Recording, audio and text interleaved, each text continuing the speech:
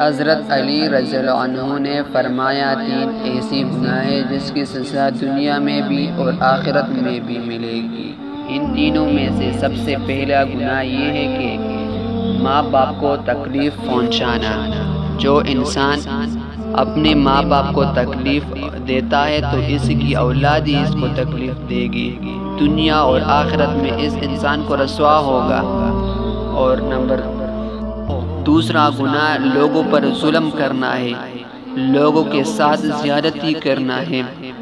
جو انسان اللہ تعالیٰ کی مخلوق پر ظلم کرتا ہے اللہ اسے معاف نہیں کرتا جب تک کہ مخلوق معاف نہ کر دے۔ لوگوں کو دلوں سے اس انسان کی عزت ختم ہو جاتی ہے۔ اور تیسرا گناہ یہ ہے کہ دوسروں کی نیکی اور اچائی کی قدر نہ کرنا۔ ہمیں چاہیے کہ ہم اپنے زندگی صحیح طریقے سے گزاریں، اپنے آپ میں صدار پیدا کریں اور لوگوں کی مشکلیں آسان کر رہے۔